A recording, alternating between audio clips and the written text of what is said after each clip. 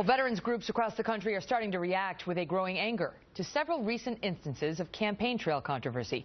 They all involve Democratic candidates taking issue, or so it seems, with their opponent's military service. Trace Gallagher live in our West Coast newsroom with more. Trace? And Megan, the reason the veterans groups are angry is because the candidates who are criticizing their opponent's military service never served in the military themselves. The most glaring comment came from Arkansas Democratic Senator Mark Pryor saying this about his Republican opponent, Congressman Tom Cotton. Watch. I think that's part of this sense of entitlement that he gives off, is that it's like, I serve my country, therefore let me to the Senate. That's not how it works in Arkansas. But Cotton believes serving his country enhances his credentials and is now countering Pryor's statement by using his former drill instructor in an ad. Watch this.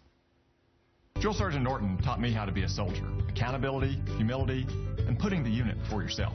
That training stuck. It better have. In Alaska, a group backing Democratic Senator Mark Begich ran an ad accusing Republican Dan Sullivan of not being a real Alaskan. Listen.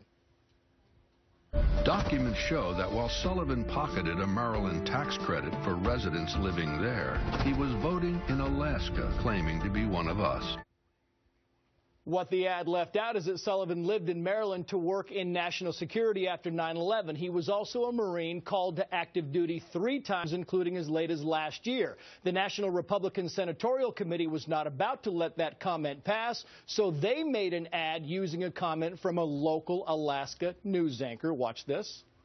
Sullivan and his family moved to Alaska in '97. In 2004, he was recalled to active military duty. Really? You're going to begrudge the guy for that? I don't think so. Finally, in the Maryland governor's race, the Democratic Attorney General went after his opponent, saying that serving as a lawyer in the Iraq War was not a real job. Megan. Trace, thank you. Joining me now with more, Pete Hegseth, who's an Iraq and Afghanistan combat veteran and CEO of Concerned Veterans for America, as well as a Fox News contributor. Pete, it's like...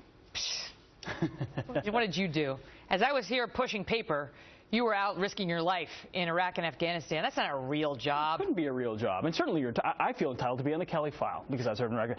You remember when they made a big deal on certain other networks about how the Republican National Committee was doing training for Republican candidates about how to talk about women's issues?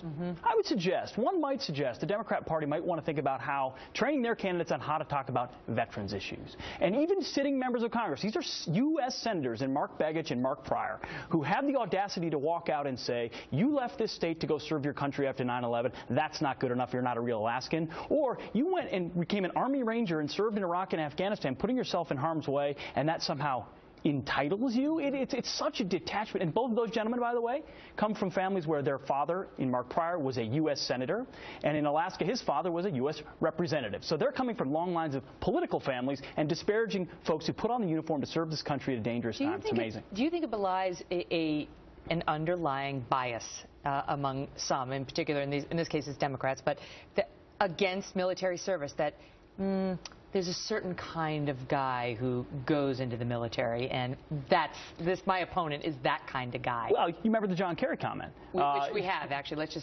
Let's play this from 2006. If you make the most of it, you study hard, and you do your homework, and you make an effort to be smart, you can do well. If you don't, you get stuck in Iraq. But that is more telling than people think. I think the left has a veterans problem in some ways because there is this underlying sentiment of the military's the place where the kid down the street, a blue-collar family goes to serve their country, maybe get a leg up. But anybody who would run for office, of course, they're in the ivory towers of Harvard and getting those refinements that one would need in order to be a U.S. senator. My goodness, if we had a few more people who know how to really put their life on the line and serve this nation for something greater than just a resume, we might actually get things done. There's only 2 combat veterans in the Senate, Megan. Is that 2 right? served in combat veterans in the U.S. Senate. Maybe if we had a few more folks like that, we might actually get some things done. At least John Kerry served. Yeah, exactly. These other guys did not serve. They don't put on the uniform. very quick to diminish those who do. I mean, just as a political matter, the stupidity of that is readily apparent. These are public statements. It's readily apparent, and they don't even realize it, and then they rarely walk back from it. They sort of stick to their guns and say, well, I kind of misspoke. But generally speaking, they're just not qualified. Dismissive of what a colonel. This guy in Maryland is a colonel.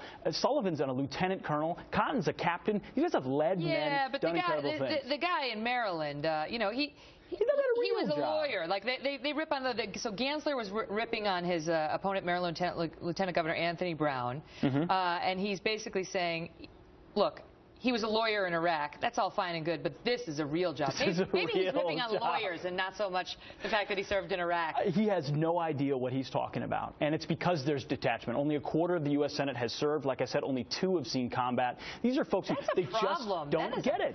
It's a detachment from this institution that's went and fought our wars for the last decade, and other people have stepped aside. They don't understand it. They don't know how to talk about it, and frankly, they thumb their nose down at it and say, you do my dirty work while I pontificate in the Senate. Wow. It's BS. People aren't going to take it, and I think you'll see voters turn around on it. Maybe you and Jesse Jane Duff will change that someday, Pete. Good to see you. Thank you. Well, new